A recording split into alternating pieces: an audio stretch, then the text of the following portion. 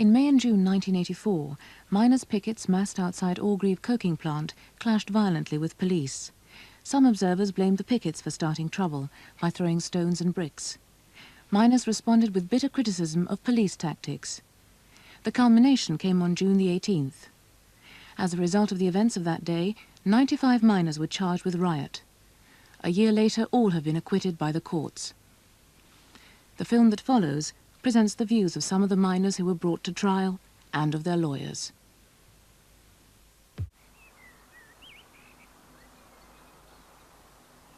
Oh, what a lovely summer.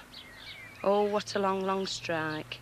But if we have to go through it all again, we would still stand up and fight. Convoys of coke going from Orgreave, men standing side by side, women serving the soup for them, watching lorries of coke go by. Rows and rows of men in blue, horses, dogs, and truncheons too. Hitting miners, they didn't care who. How can we forget that sad, sad time? Dads, sons and brothers who were on that picket line. Men came from Durham, from Scotland and Wales too, just striking for their pits to go back to. Memory will erase many things as time goes by, but in our hearts, what happened at Orgreave that day will never die. I'm proud I married a miner. I'm proud they're friends of mine. You'll see, I know a host of them. They were on that picket line.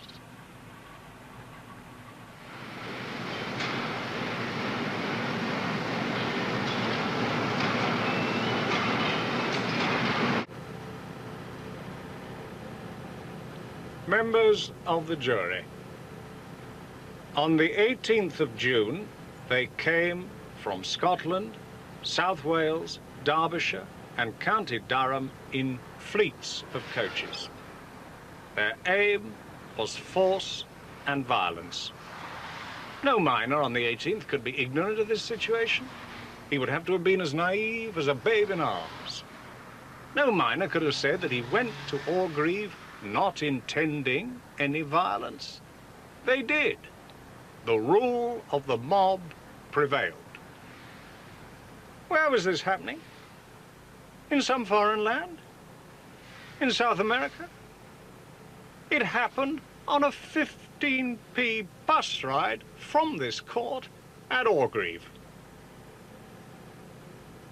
Of the lads that came on that day, I know they came from Scotland, Wales, they came from all over, sure. They didn't know Orgreaves from Blackpool Pier, if you like to put it that way, did they? And when they came along, they came with all good intent to put a show up, to be there in enough numbers to just literally block the road, and they could have peacefully sat down and lorries couldn't have gone in.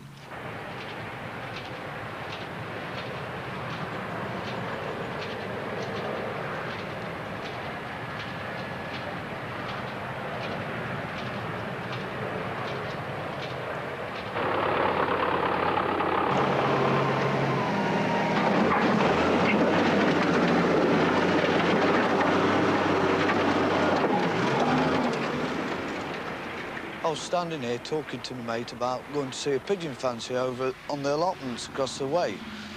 And at that particular moment, I seen the ranks open up and there's about 6 policemen come out with riot shields. They dropped the riot shields on the road and started to run towards me. As they got to about 5 or 6 yards off me, I realised they was going to hit me. So I turned and ran. And I went down here. And as I went down, I was a thumping sound on the side of my temple. And I could feel blood running down here. And next minute, they got my arms up my back, pulling me up and kicking me in my legs and my thighs and that. Eventually, they gets me up after regaining consciousness and walks me through the police lines. Then you could see them banging on the riot shields. You know, that's all you could hear. And I thought to myself, you're not policemen. Policemen don't act like that, no way. The prosecution arrests people, makes up statements that go along with them, dumps them in a bin and doesn't really care at all until the trial comes up and they see what they've got. Prime example of this. Prime example, David Michael Wilson. Dumped in a pot, wrong place, wrong time, doesn't matter. He's one of 55 charged with riot. Worst public order offence in the history of this country. Therefore, he's subject to all that fear, all that stress. First day of the trial, prosecution says, mistake. Wilson, wrong man, wrong place, wrong time. Don't even say sorry. Don't even say sorry to Mr. Wilson. On 18th of June, the police actually escorted us in to Orgreave that day, which was strange because normally they'd stop us at motorways or wherever. At bottom, there's a command post, and that's where police planned all military operations on day. Straight across from there, there's main gates at coking plant, where lorries used to go in with scab lorry drivers. We were ushered into this cornfield, and that's where they made us stand, facing a thick blue line of police, probably 10 deep, with all the big riot shields and things.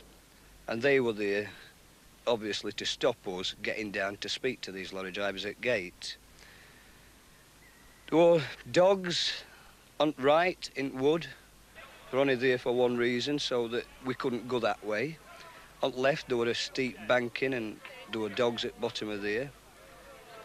Then you'd look behind you, and once again there were horses, probably seven of them, with police on, equipped in riot gear once again. So you actually felt as if you were penned in, totally. There's only one way out, and that's up to top at village, where there's a bridge. When we arrived, like, early morning, police would be there quite jovial, messing, joking with lads. But you could tell when lorries were coming because police lines backed up. They backed up with riot police, with horses, with dogs. It was set out like a military campaign. Police tactics against pickets ain't always been the way it were at Orgreave on 18th of June. I remember in 74, it was not like that at all. We were allowed to speak to people. Beginning of this strike we were. I mean, we were successful in Notts. We actually closed 90% at Notts coalfield down in first 2 days. 20 of us went, and there's 2 gates to Cresswell pit, and we successfully picketed Cresswell out. No violence, no threats, just lads that were going into work stopped, spoke to us. We put forward our case to them, and they accepted it, turned around and went home. And Cresswell was successfully closed by 20 men. No problems at all. That day, only one man went to work, only one man passed us after they'd listened to our reasoning. Now after that, I mean, day after, obviously, same as Dave said, things had totally changed, but there were roadblocks. Well, I didn't believe in the strike for a start, you know. I believed it was too soon, really. You know, they didn't give the lads enough time to prepare the sends. But when the pickets came from Yorkshire, and I stood and talked to them, and I believed what they said, and I thought to myself, there's no way that I'm ever going to cross your lads. And I never did, and I never will. On Monday, the 18th of June, 1984, the occasion of the greatest violence inflicted by the pickets, these defendants committed the offence of riot. What is a riot?